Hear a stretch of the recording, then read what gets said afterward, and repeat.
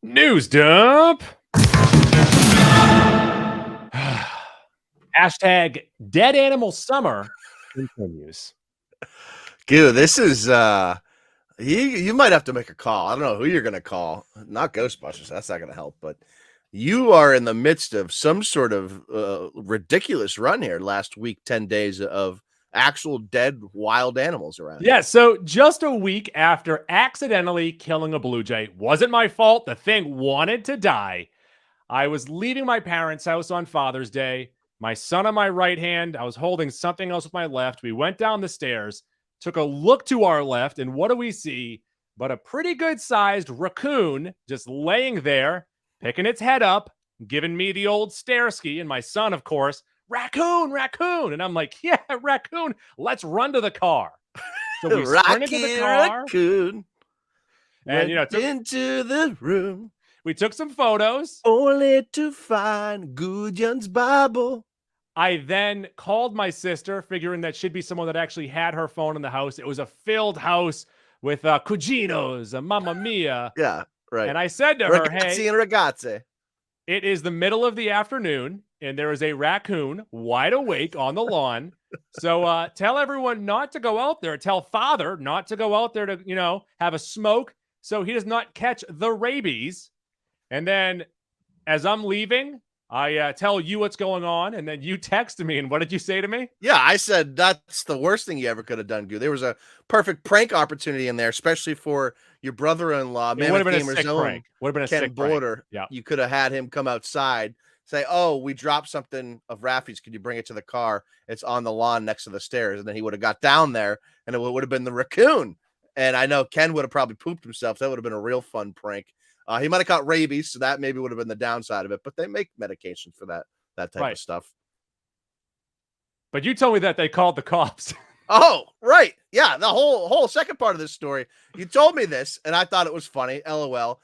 And I don't know, 4 minutes later, I happen to be at my real life job, and I hear over the radio the police department being dispatched to your street for a raccoon on the front lawn. And I said, no fucking way. So then I immediately messaged you. I said, Goo, did someone call 911 from your parents' house? And without even having to think about it, I said, most likely. Most likely, yes. Someone called the cops on the raccoon that is on the front lawn. Which is fascinating because I don't know. Now, listen, as a member of the 911 community, that's what we're called. We get called for a lot of stupid things. This is one of them. I don't know what you would want police and or fire to do with a raccoon on the front lawn. Now, mind you, Goo, raccoon, wild animal, forced animal, should be outside on lawns and in trees. Right. So they told my brother-in-law, who called the cops, the raccoon is yours. He's on your property. He belongs to you. He is your pet. The cops said that it doesn't matter. It doesn't matter. They also said that most likely the raccoon has just found a nice spot to die.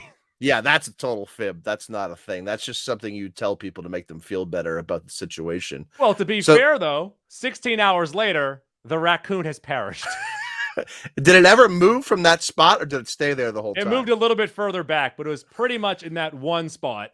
The cops did tell them, like, hey, what you want to do is get a nice pair of gloves, a shovel, and when it dies, put it in a trash bag and then put it in your barrel. Yeah, or that's use that shovel, dig a nice hole, and put the raccoon right in the ground. So it seems like the key to this whole scenario, according to the cops, was a shovel. If you didn't have a shovel, you were fucked. But if you have a shovel, you're all set. Do you think that they work with Big Home Depot trying to get shovels out there? They're in cahoots with Big Shovel, that's for sure.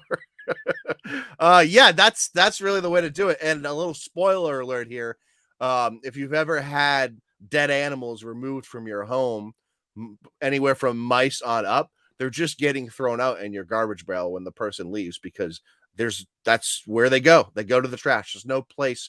You're not going back to a fucking incinerator and throwing things in there. That's not a thing. So yeah, because if we wanted to have it professionally removed, it would have cost $390. Yeah, which tells you now, pest control and wildlife is not one and the same, but there's a lot of crossover there. That price tells you it's The person doesn't want to come out there, but for $390, they will come out there and take the 2 minutes and remove the dead raccoon. Either way, my old hobbled father had to shovel the carcass of a raccoon. And also, I can't believe that actually went through his mind to dig a giant hole and bury the raccoon in the backyard. That's way more work. That's a lot of work. He was going to do it. As opposed to taking the shovel, lifting the raccoon, and throwing it in a bag. That'd be like a 2-man job, right? No, I don't think so. The raccoon's dead. So what dead animal do you think I see next? Oh, yeah. So we got 2 birds and a raccoon recently. I did tell you last week that bad things come in threes. This seems like the third thing. So you might be in the clear, but who knows? No, but man. I feel like it's going to be every other day now. I'll be dealing with another dead animal until the end of August. Hashtag dead animal August. Dead animal maybe it'll just be followed now by like flocks of things. Like you're gonna walk out of your back door one day and it'll be like 7 turkeys. Yeah. Do you think that I'm dealing with some kind of a plague? There's going to be a revenge plot from the wildlife on Goo for sure. Lotus. We'll get those Lotus from Jurassic Park World 3. News dump. Back, the creators of South Park, Matt Stone and Trey Parker, they purchased a Colorado restaurant that goes by the name of Casa Bonita, of course, made famous by South Park. They bought it during the pandemic when it went belly up. And they have spent $40 million restoring it to exactly how it was, but now clean. Colorado Rockies. It's my favorite Menino clip. That was a good one. So the Casa Bonita episode of South Park is one of the more notable ones. I would say probably even casuals of the show are aware of the episode. And this was the episode where Cartman basically kidnaps Butters, convinces him that the world is ending. Yes. Puts him in a fridge, puts him in like a bunker so that he can go to it's got to be Stan's birthday party or someone's birthday party at Casa Bonita. Casa Bonita. At the time, you just think Casa Bonita is a totally made up place. Yeah. By the South Park creators, by Matt and Trey. Turns out, very soon after, we discover that is a real place in Colorado. I don't know if it's in Denver or wherever. And so that obviously was like a place that meant something to them. That's why they put that in there. And it has since taken on a life of itself and become pretty much a landmark because of the show. So obviously, as it fell into ruins, they almost felt, I won't say obligated, but probably borderline obligated to save it because it has become so synonymous. No, I think it's just FU money. I think they have so much FU Paramount, Max, Comedy Central money that they just don't care. Yeah, so that's part of it too. You got to have the 40 million plus to spare to do it in the first place. But I also think who knows how long South Park is going to go on for? That place is going to be there forever and be remembered because of South Park. So now let me ask you this: if you had the FU money, Mac, what dead or dying food chain, local or national, would you save or revive with your FU money? Now, I honestly can't come up with something to save or something that's near and dear to my heart like that. And there's a lot of I live in a somewhat small town, big population, but square mileage not that big. And every other week you see a place close and people getting sad over it. But a new place opens and you're like, oh, this is pretty good because it's still food. Food's always going to be there, so we don't have to do these types of things. Obviously, if you have 40 million, by all means. I think if I had $40 million, there's only one easy answer. And I know that there's still one in Connecticut, but I want them to rebuild mine back on Galen Street. We love these stars, 'cause they are good to us. Give me my Quiznos subs. Goo, I don't get it. Toasty. I don't get why it doesn't say they are good to eat. We love your subs because they are good to us. That makes no sense. It's a bad slogan. It's good to my body. Bad song, I should say. The sandwiches, the workers, the free pickle bar, the toaster ovens. I don't even to me, I always preferred Subway back then. And obviously I don't even have an option now, but it was still shit quality of fast food. I don't know why you liked it so much more than Subway.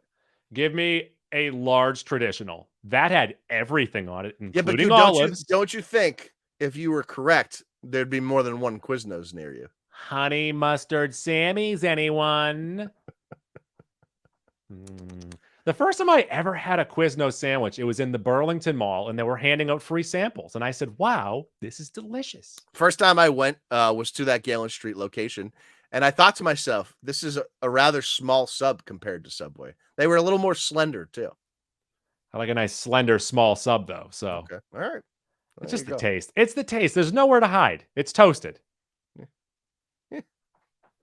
We love these songs! Cause they are good to us! Eat.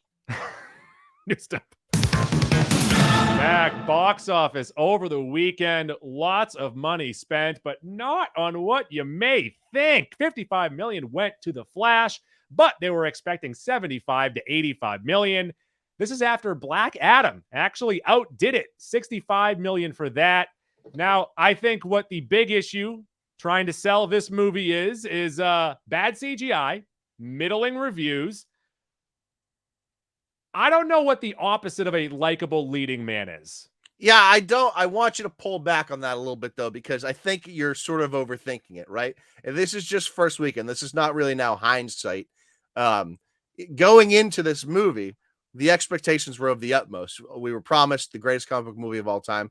So you couldn't have sold it any better, which means that no one wanted to go see this movie. Right. No, I agree with you on that. Like 55 million. And as you have down here, Black Adam made 65 million in its first week. So $10 million less it made than Black Adam. Yes. So it just tells you, we do talk about, I sort of think it's fake for the most part, this comic book movie fatigue. But I think it's very real with DC right now because they have led up a path to nowhere, and this movie doesn't even help in that respect. So James Gunn does have a tall task ahead of him here. But also, Goo, if you do the quick math here, the math and Goo on the top 4 from this past weekend, Flash, Elemental, Spider-Verse, and Rise of the Beast, comes to over 150 million. So people went out to the movies. They just chose exactly. No, lots of money. Some of them, anyways. And then I also think that the trailers gave away a lot of this movie. And I think from what people read in the reviews about said movie, they said, I can wait a couple months and just see it on my TV. Yeah, and I mean, that's part of it. I also think, I don't think the critics are even really lampooning this. Like, if you look at it, 66% from Rotten Tomatoes, 56 on Metacritic, we probably would have expected something around there. It's at 85% from the audience on Rotten Tomatoes. And that, honestly, I expected more. Like, you look at Snyder Cut, that's got like 95. I think even just the DC people aren't happy with DC at this point. Yeah, I've heard people are mad that it's not more faithful to the it's not more faithful to the Flashpoint storyline from the comics. Understand. And then I've asked several people, and they hate Ezra Miller. They hate him as a person. Yeah, that's which part of it too. I fully understand. That's part of it too.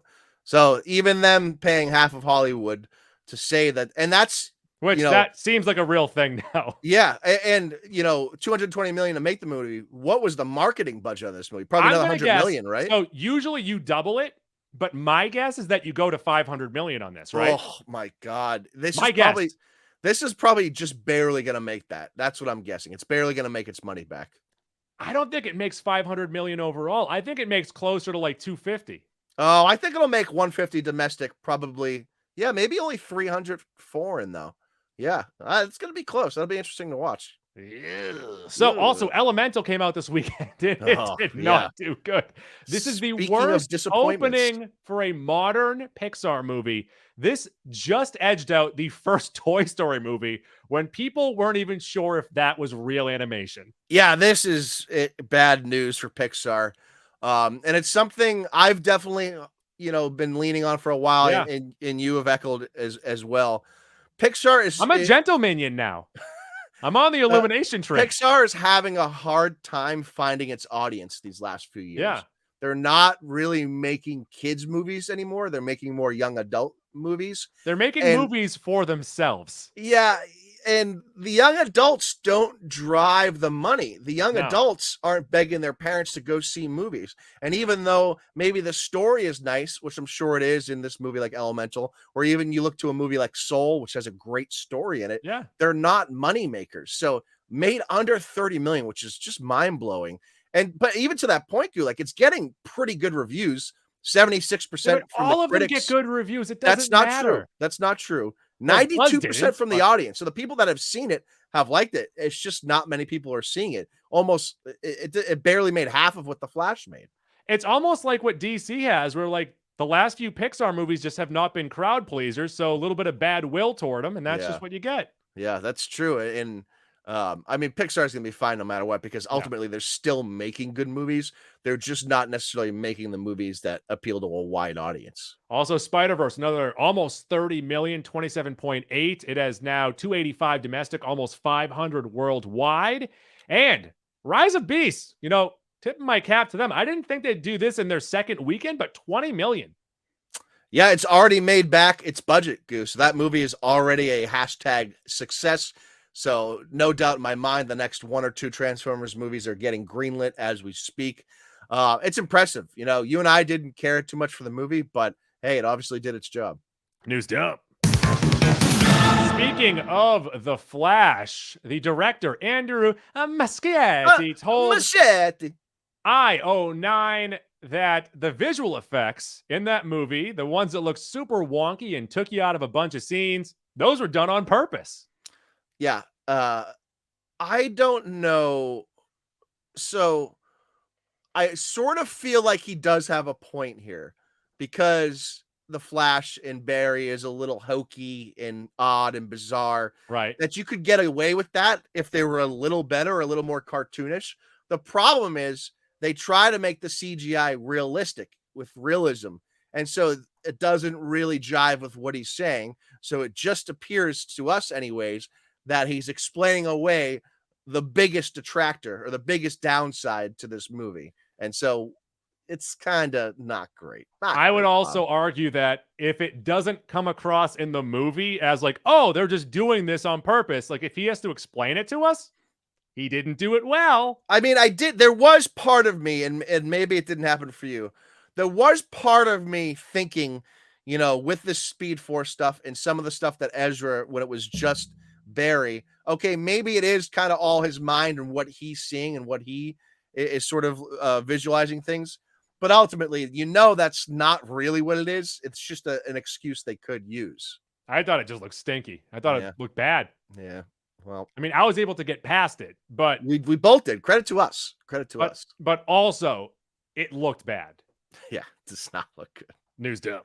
Speaking of the Flash, speaking of Muschietti, he is set to direct The Brave and Bold. That is the next Batman movie, with Gunn saying he's a visionary director and a massive DC fan. One of our main takeaways from The Flash, and if there's anything, one saving grace about Muschietti and him being assigned Batman, the Brave and the Bold, is that the Batman scenes in The Flash were the best part of the movie. Yes, all the Batman stuff. It seems like he for sure has an understanding or a pretty good grip on what Batman should be. Now, The Brave and the Bold is sort of a different Batman story than what we've seen and what we're used to. So it'll be interesting to see how that really comes together. But I don't know if he's writing the script or just saying he's directing it, right? So I'm not over the moon about this, but I'm definitely not disappointed. Yeah, no, like I would be excited about someone else, but also this one is I'm like, shit, this guy sucks. Yeah, I'm not upset about it. I think what I'm more upset about is the fact that, because like if we're looking at like an older Batman on his fourth Robin and it's his son, it's age appropriate that Ben Affleck would be great for this. Yeah, that's true. And that is one of our main takeaways about who's going to be Batman but Ben, going forward. Because we know him, very, very closely. We're all from Boston. Ben has said that he is done with these. He does not want to do these anymore. Stop asking him. Although the more I'm thinking about it, and again, Muschietti might end up with a writing credit here. I think your favorite part of the Flash stuff in the movie was the emotional aspect and the family aspect, which obviously will play a big part in The Brave and the Bold. Which also, hopefully, we get the whole Bat family. Finally, we have the opportunity. Dick, Todd, let's go. All of them. Dick and Todd. Just give me Dick and Todd. Dick and Todd and Jason. There it is. Jason. No, it's Jason Todd. Dick, Jason, and Tim. Sorry, Dick, Jason, and Tim. Tim Drake, Jason Todd. Yeah. Yes. Everyone has so many first names. And then what's his son's name? Damian? Not Damian Wayans. It's Damian Wayne. It'd be sick if they cast Damian Wayans as his son. Huh? About that with a little Yeah. CGI magic there? That'd be crazy, kind of like Little Man. Yeah, that's exactly what I was thinking. News up. Oh, Mac, here we go. Harley Quinn season 4 is set to be released this summer. I'm not in Sure. love with the show as much as you are, but it is a good show, very watchable, funny enough. Yeah. The highs are pretty high. There's just a lot of lulls in this show, but I will watch season 4. Season 2 was definitely their high point, and there were some great episodes in season 3, so I am looking forward to this. Also, their Valentine's episode was good enough. Yeah, it's a good mindless comedic relief type of show. Newsed up. We've got a trailer for Kraven the Hunter. Mac, let me read you a little checklist here. R-rated. That's good. Ultra violence. That's good. He's a good guy? Question mark. That's bad. That's bad. First of all, my initial thought on this trailer was this looks dumb. Not that this looks bad, but this looks dumb. And couple glaring reasons. Number one, he has no accent, which is such a big part of the Kraven character and where he comes from. And obviously you get a little backstory in this trailer. Him not having an accent is jarring. Number two, he can now control animals and has this weird connection with animals a la Aquaman and marine life, which is not a thing he's ever had before.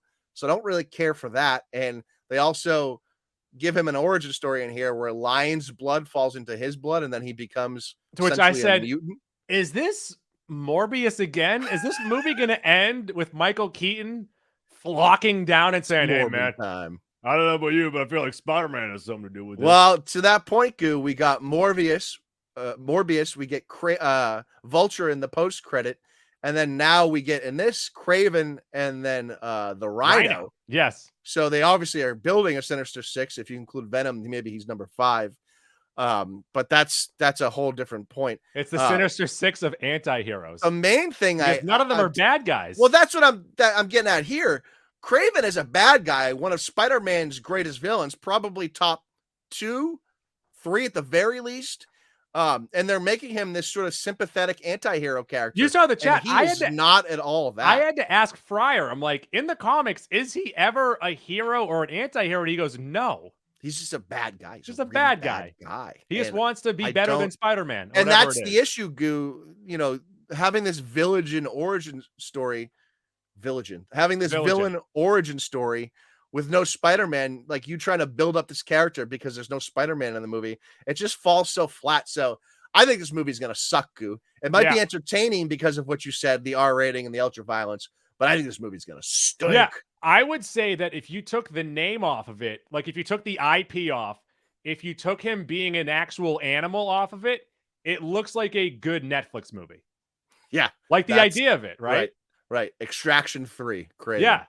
He's a bad guy. His dad's a bad guy. His dad's like, no, let the lion eat him. Yeah. And then he's like, I'm going to go and kill my dad. Yeah. I would say I'm a hard out on this movie. I'm going to see it if we get to see it early. I'm not paying money for it. News up. Elio? I don't know. It's probably not Elio because of the pizza, right? So we'll call it Elio. We got this trailer this past week. This is, as we just spoke about above, maybe not a good thing, but this is the next Pixar movie up, Goo, in March of 2024. I will say the trailer looks pretty good. It's something Pixar's never done before, which intrigues me.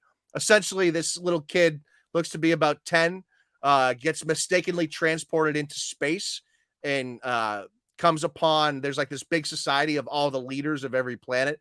And because they don't know anything about Earth and humans, they mistake him for the leader of Earth. So the idea is kind of fun. It could be, it could be pretty funny. But again, especially what we just said about Pixar, I don't know how well this will do. News dump. Uh-oh, Mac. Big old Disney delay. And when I say uh-oh, I mean, no, take your time. Make sure everything's good. Don't just rush everything out. I will say that one movie has been moved up. Marvel-wise, Deadpool 3 has been moved to May 3rd, 2024. Yeah, that's the one good thing out of these 10 or 12. Because the movie's already been delays here. written, they're already shooting it, and I believe the writer's strike does have to do with the rest of these delays, yes? Yeah, it seems like that's probably a safe bet that this movie's not going to have too many changes to the script, so they can sort of continue doing what they're doing, or all they have left to do is shoot certain things, and they don't really need to make any changes to the script. Either way, the fact that it's getting moved up is encouraging. I know it's probably just getting moved up because it has to, because all the other stuff is getting moved back. But then being confident enough to move it up a few months, I think it got moved up, 3 months or something like that. That's got to be a good sign for it. And then all the other movies got moved back to the next piece of the slate. But then Avengers Kang Dynasty has been moved back to 2026 and Avengers Secret Wars 2027. And I ask you, are we even going to be alive by then? Well, with your history of animals, you're in trouble over there. I'm in trouble. Yeah, it's interesting, Goo. And traditionally, the last 4 years, probably starting with Infinity War. Yeah. Maybe actually even going back further than that. That late April, early May movie has been the big home run hitter for Marvel. Yeah. And right now, what's slated for those is Deadpool in 24, Fantastic Four in 25, and then the 2 Avengers movies in 26, 27. So those 4, I think we have to look to be massive successes. And if any of those 4 flops, it might really derail things. It would have been funny if it said Avengers TBD. It's like, it might not be Kang Dynasty anymore. Yeah, well, let's see how that all plays, though. I mean, Ezra Miller still ended up in a movie, so. Other Disney delays, Alien TBD. That's an actual title of the movie. Just leave it like that. Yeah. That's been moved. The Moana live action movie has been moved to 2025. Yeah, I feel like you gotta move that as close to now as possible with The Rock. Move that to never. No. If you're gonna make it because The Rock is in it, how much longer is he gonna be that size? Oh, he's gonna be that size. He's gonna be like that guy on the infomercials that was selling fucking rotisseries. What was that guy's name? Jack? No, he was selling juices. Jack something. He wore the blue getup. You don't remember that guy? No. He was like 95 chucking juices on early morning Saturday. The next live action Star Wars movie, which is definitely coming out, is December 18th of 2026, if that's even going to happen. And then the big news, I know the one that you wanted to hear about, Avatar 5 is set for December 19th, 1931. Yeah, 1931 was a long time ago. 2031 is what you meant, but it doesn't really matter to me. It's coming after the Roaring 20s. Avatar 3 is now on Disney Plus. Avatar 2. Stop Avatar confusing 2. Your avatars. Sorry. Have you talked to anyone that has seen it since it's been on Disney Plus? I haven't talked to anyone that's seen it since it was in the theaters. Who's watching these movies, Goo? What the fuck? I don't get it. I don't understand it. Good Lord. No one watches these movies. Everyone watches them. News dump. Secret Invasion premieres this week, and it has gotten some mixed to middling reviews. First 2 episodes. This really put a thorn in my side. Did this crawl up your craw? This really grinded my gears, Goo. Really fucking pissed me off. So, little spoiler alert here, little peek behind the curtain. And this does happen all the time with television series. They will give critics a couple episodes or a third of a season to review, and then critics will actually review the season and put out like a grade for the fucking season based on a third of the season. It makes no sense. I don't know how that's a thing that happens. So that's exactly what happened here, Goo. Rotten Tomatoes did their stupid ratings reveal last week for Secret Invasion based on 2 episodes, 2 of the 6 episodes of the whole season. Essentially, was it the first 2 episodes or was it episode 1 and episode 5? Essentially, the first act of a movie, you have people getting paid as their job to review this shit, and they're actually putting out scores and grades for a season of television based on 2 out of 6 episodes. That's absolutely frustrating. It really, really pisses me off.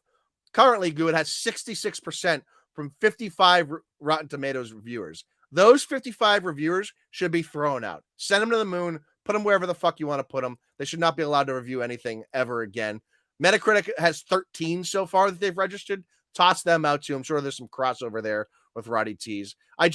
Like anyone that is faithfully reviewing a season of television based on 1/3 of the information, just put them in the gulag. I have no need for them. I can't believe that that's a thing. It's maddening. Just Very let my maddening. dad shovel them into a trash bag and throw them away. And listen, Secret Invasion might suck. It might be mid, might be good. That's besides the point. The point is no one should be reviewing a season of television based on 2 of 6 episodes. It's fucking insane. News up. Back because Universal has not released a Hulk movie. And Hulk movie, it's a Hulk movie. Goo. In the last 15 years, the rights have been reverted back to Marvel. And now Marvel can make a Hulk movie. Yep. Incredible Hulk now on Disney Plus. Hurrah. I think this does give Marvel a little bit more leeway to use Hulk and Hulk characters. However, I don't know if we really need that or want that. It'd be Ruffalo. I know he's kind of floated out there like he wants some kind of like an internal battle with Smart Hulk of like, does he revert back to regular Bruce to regular Hulk and do it that way? Not what we want. Well, I think just give us the Red Hulk, who Harrison Ford, someone asked him like, hey, so you might be Red Hulk in this next movie. He's like, what the fuck is that? It's a little worrisome, but also it's not going to take much acting for him to be Red Hulk. Well, according to Anthony Hopkins, Marvel acting is just yelling from a chair. Yeah, some of it is. Some of it is. You know what he should do is he should give back the checks. If he thinks that he wasn't acting, then just give back the checks. Why'd you pay me? Yeah. I wasn't doing anything. All right, Sir Anthony Hopkins. All right, see ya. But I mean, I love the first couple showings of the Hulk. I do think that She-Hulk I think She-Hulk has watered it down a bit. But we have already dealt with the whole internal struggle the Hulk has had, and he's found the happy medium with Smart Hulk, Professor Hulk. I don't need a second existential crisis with the Hulk. That's not something I desire. News dump. Speaking of that, Chris Hemsworth was speaking to someone, and he said that if there is to be a Thor 5, and that's a huge caveat because Thor 4 did not do well critically or at the box office, but he wants Thor to be unpredictable again, much like Thor heading into Ragnarok after Thor 2.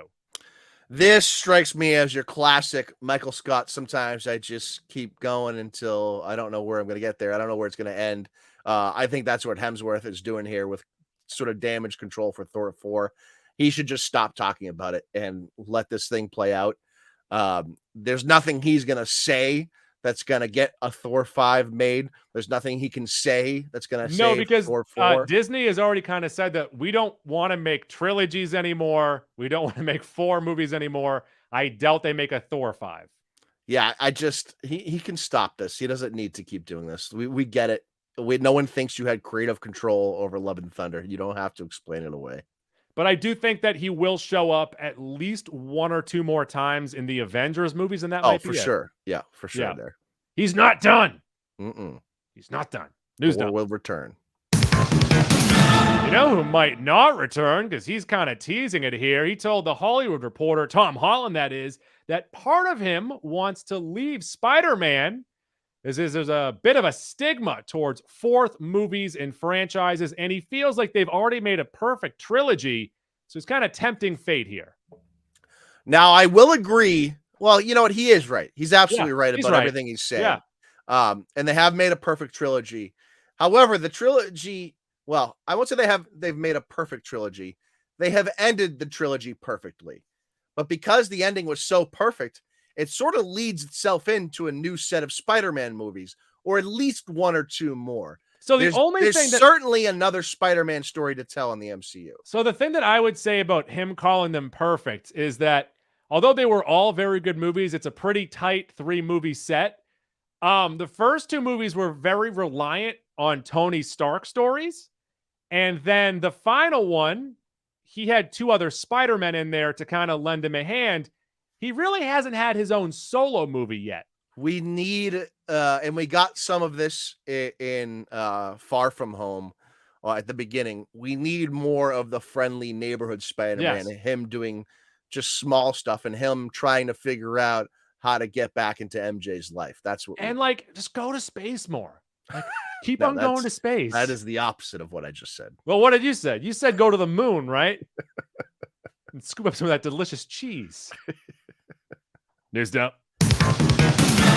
Back. Vanessa Kirby as Sue Storm? Question mark. Ooh, this The one really reports gets are me telling going. you because Marge Bob has reportedly dropped out. Yeah, the early reportings of the Fantastic Four cast had Marge Bob as Sue Storm. Apparently, that is no longer the case. And Vanessa Kirby is reportedly set to take on the role or get it offered to her next. I know her from 2 Mission Impossible movies ago. I think it was 2 ago. She was great in that. She's just got a great look to her.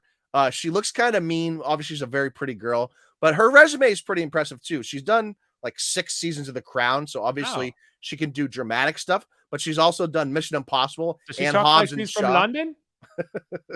And she's also done Hobbs and Shaw, so she's got the action part down too. So it's a good mix between drama and action. I think she's a perfect Sue Storm. So I'm actually really jazzed up about this one. I'm assuming that they're going to be announcing this year at Comic-Con or at the D23. It's set for May 25, so we're less than 2 years away from this was supposed to come out. So you would imagine they're going to start shooting this by the end of the year. I feel like they'll bring them all on stage and they'll all say hi. Good point. Yeah, news dump.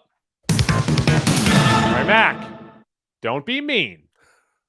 But Lil Leia wants her own show. Obi-Wan Kenobi star Vivian Lyra Blair wants to star in her own Star Wars spinoff telling the story of a young Princess Leia.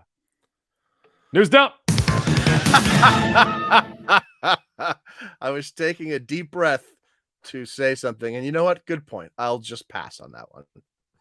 Via Variety, Buzz Lightyear and Woody will be returning for Toy Story 5.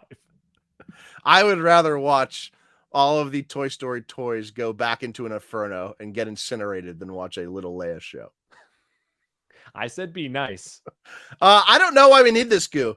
The last 2 movies have very clearly set up a Toy Story world without both of these characters, and we just keep getting them forced back on us. Now, mind you, 2 fantastic characters, 2 all-time fantastic greats, movies too. Very good movies. How we got to get away from them if we're going to tell more Toy Stories.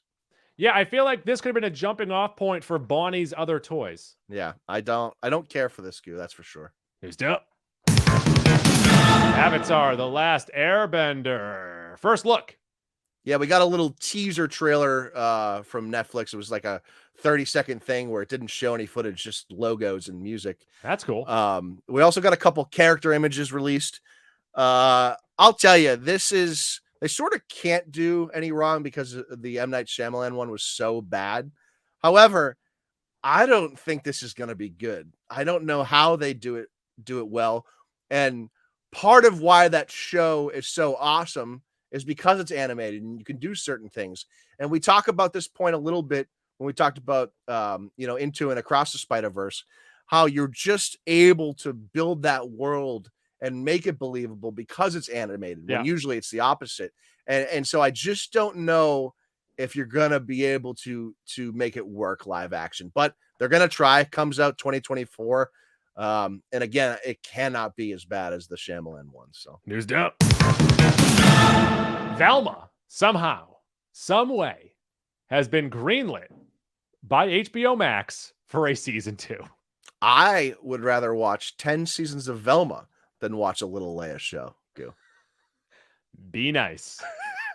Do you think that Max or whoever is running that right now almost did what Sony did with Morbius? And they're like, everyone's memeing about Morbius. Everyone's really into this Morbius. Let's re-release Morbius and make no money again. Like, Velma is fucking terrible. I also feel like whoever is making this decision, now I don't know the names of the people in charge of HBO Creative and who's greenlighting things, but to me, it almost seems like the person in charge of their Max shows like Velma watched that season. And first of all, they never had to put it on HBO Max. We've seen things get scrapped all the time. Batgirl is a great example of that. Seems like they probably really liked it. They were like, yeah, great. It's going to go. They put it out. And I bet he had a conversation with Mindy Kaling that was like, hey, we're almost no doubt going to get a season 2. Can't say for sure yet. And then it gets all this backlash and they're like, ugh. And now months later, we get this announcement that Velma has been greenlit for season 2. So I bet this person just knows the perfect times to push the paper on there. Just sign here to greenlight this. Velma is just so unbelievably unfunny. There was not, and now Goo, woke is a term that gets thrown around way too much. In I've today's heard world. that when you go woke, you go broke. I don't follow these types on the Twitter machine, but sometimes they get retweeted onto your timeline. There's nothing you can do.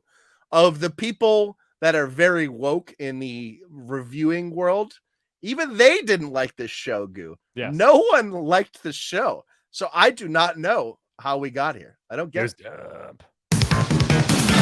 Asteroid City smashes into theaters this weekend. Oh, nice, Goo. Kill this the is the dinosaurs. latest movie from Wes Anderson with, again, another star-studded cast.